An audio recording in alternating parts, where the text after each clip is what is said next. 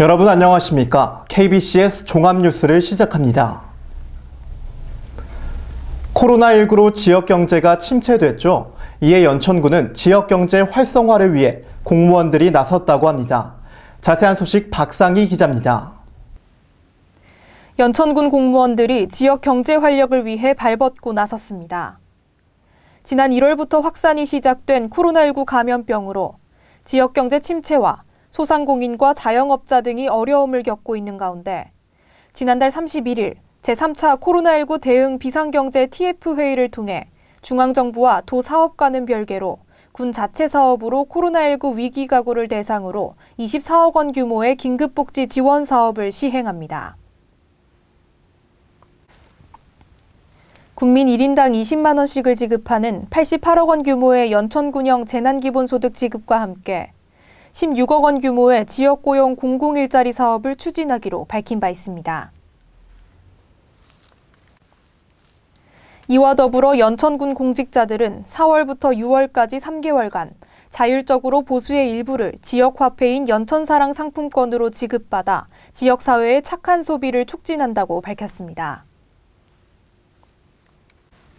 김광철 군수는 코로나19 사태로 많은 분들이 생계에 어려움을 겪고 있으며 지역의 소상공인들은 그 어느 시기보다 엄청난 역경의 시기를 보내고 있다며 연천군에서는 이를 해결하기 위해 최선을 다해 다양한 정책을 발굴하여 시행하고 있다고 밝혔습니다.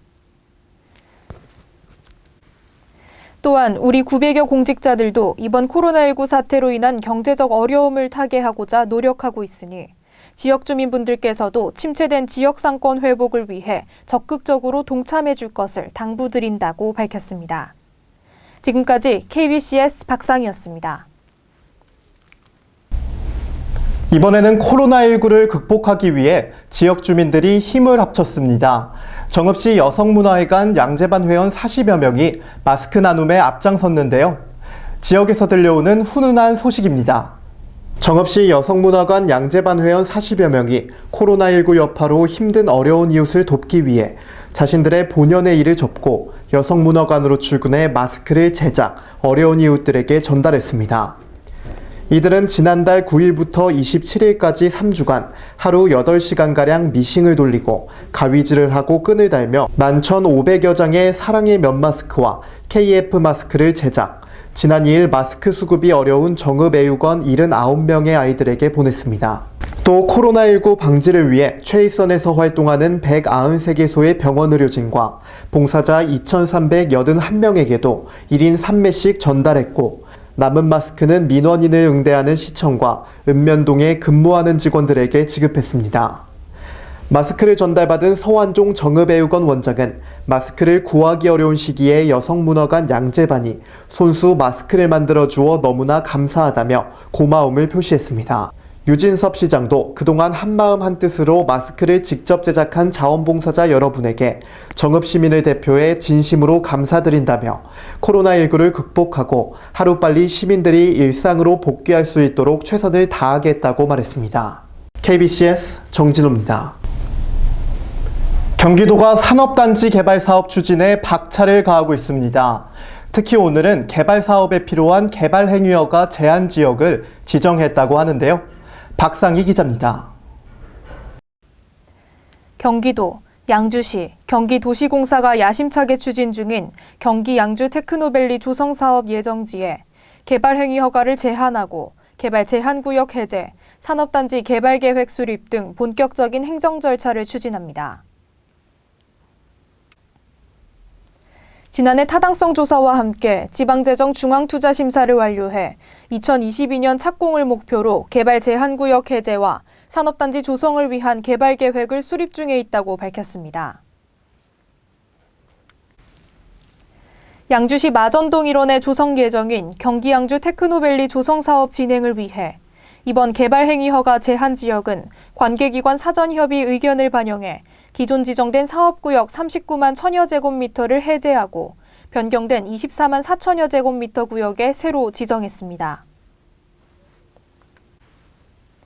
제한지역으로 지정되면 체계적인 도시계획 수립을 위해 건축물의 건축과 공작물의 설치, 토지의 형질 변경 등의 개발 행위 허가가 제한됩니다. 시 관계자는 산업단지 개발 사업 추진을 위해 개발 제한구역 해제, 산업단지 개발계획 수립 등 행정 절차를 발빠르게 추진할 것이라며 경기 양주 테크노밸리의 성공적인 추진을 통해 양질의 일자리를 창출하고 지역 경제를 더욱 활성화할 수 있도록 최선의 노력을 다하겠다고 밝혔습니다. 지금까지 KBCS 박상희였습니다. 용인시가 불법 주차 행위의 근절을 위해 팔을 걷어붙였습니다. 시가 직접 나서 14곳에 500대 규모 화물주차장을 운영한다고 합니다. 자세한 소식입니다. 용인시는 3일 많은 화물차들이 주택가 인근에 불법으로 주차하는 행위가 늘어남에 따라 올해부터 시민체육공원 등 14곳에 500대 규모 화물주차장을 조성한다고 밝혔습니다. 시는 지역 곳곳에 화물자동차 전용 주차장을 만들어 운수 종사자들의 주차를 유도하고 시민체육공원 5개 주차장이나 용인 평온의 숲 야외 주차장, 교회나 대학교 부설 주차장 등 우선 활용 주차 공간을 확보하기로 했습니다. 이에 따라 시는 시민체육공원과 용인 평온의 숲 등 10곳의 주차장은 이달부터 제공하고 나머지 4곳의 주차장은 내달부터 연말까지 순차적으로 개설할 예정입니다. 시는 이번에 확보한 지역시설 공유주차장과 유휴부지 주차장에 대해 3개월 단위로 선착순 신청을 받아 각 주차면당 한 대씩 이용자를 선정할 방침이며 선정된 운수종사자는 3개월간 무료로 이용할 수 있게 됩니다. KBCS 정진우입니다. 이상으로 KBCS 종합뉴스를 마칩니다. 시청해주신 여러분 고맙습니다.